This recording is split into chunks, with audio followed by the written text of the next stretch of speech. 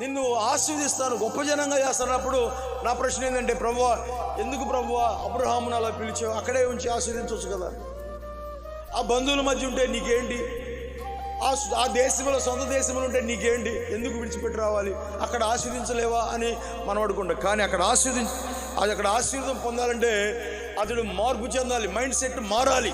Bible చెప్తుంది, నువ్వు దేవుని బిడ్డ అయితే నువ్వు అడుగుపెట్టు స్థలం అంతా కూడా నీ వలన ఆశీర్వించబడదని దేవుడు నిర్ణయించాడు. చూడండి, దేవుని అభిప్రాయం, దేవుని నమ్మిక మీరు గుర్తుపెట్టుకోండి. కానీ ప్రజల యొక్క అభిప్రాయం ఏంటి చెప్పండి? ప్రజలందరూ అభిప్రాయం ఏంటి? ఒక్కసారి నందిపడ కనుక అడుగు పెట్టాడంటే ఇక అతడు ఎప్పుడు జీవితంలో రాడు, పైకి రాడు. అందుకని రావద్దని ఎవరు చెప్పారంట? ఆయన రాలేదంట. అందుకని అందరూ నవ్వుకుంటూ ఉన్నారు. అంటే ఏముంది పెదనందిపట్నం గురించి? చూడండి, మన తాతను గురించి, వాళ్ళ తాత ఎక్కడైనా సరే ఏడ్చాడంటే ఒక శవం వెళ్ళిపోద్దంట, అదొక నమ్మిక. వాళ్ళ తాతే కాదు, మనవరాలు ఏం ఏడిసిందంటే ఒక శవం ఇంట్లో వెళ్ళిపోద్ది. తప్పుడైన అభిప్రాయాలు, ఆలోచనలతో నింపబడి ఉన్నారు ప్రజలు. వాక్యానుసారమైన ఆలోచన కాదు అది. ఆమేన్ చెప్పండి, హల్లెలూయా. ఏమండి, పలానా సీజన్లో నాకు ఎప్పుడు జలుబు అవుతుందండి, మా తాతకు ఉంది జలుబు, మా అమ్మకు ఉంది జలుబు, ఈ సీజన్లో నాకు కూడా ఉంది జలుబు అని స్టార్ట్ చేస్తారు. అదేం కర్సు? Seasonal cursing, lineage curse. దాన్ని ఏం చేయాలి చెప్పండి?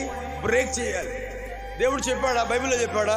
మీ తాతకు కనుక ఉంటే, మీ నాన్నకు కనుక ఉంటే, మీ అమ్మకు కనుక ఉంటే నీకు కూడా పలానా కాలంలో నీకు జలుబు వస్తుందని బైబిల్లో రాసిందండి. రాజ్యాంగంలో, దేవుని రాజ్యాంగంలో రాసిందా? కానీ మన అభిప్రాయం ఏంటి చెప్పండి?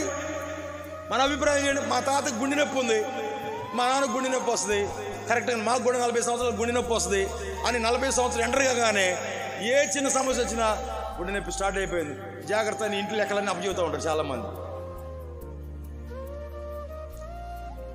చూడండి, తప్పుడైన నమ్మిక, అభిప్రాయాలు, ఆలోచనలు. అబ్రహాము, నువ్వు ఆ బంధువులు విడిచిపెట్టి వేరై నేను చూపించు ప్రాంతానికి రా, ఎందుకంటే నువ్వు ఆశీర్వాదంలో బ్రతకాలి అని. కనుక ప్రతి ఒక్క సిస్టమ్, కర్సింగ్ యొక్క ఆ థాట్స్ని, ఆ ప్రీ కన్సీవ్డ్ థాట్స్ని, రాంగ్ థాట్స్ని, వాటన్నిటిని బ్రేక్ చేయాలి. అందుకని అన్నిటినీ, ఆ పరిస్థితులు, అభిప్రాయాలు, ఆలోచనలు, ఆ తప్పైన నమ్మికలన్నీ కూడా ఆ యొక్క అన్నిటిని విడిచిపెట్టి వేరయ్యి దేవుని యొక్క అభిప్రాయానికి రావాలి. ఆమేన్ చెప్పండి, హల్లెలూయా. అలవాట్లు మారాలి. దేవుని నమ్మనప్పుడు ఎలా? దేవుని నమ్మిన తర్వాత ఆ యొక్క దేవుని సంగతులు నేర్చుకోవాలి.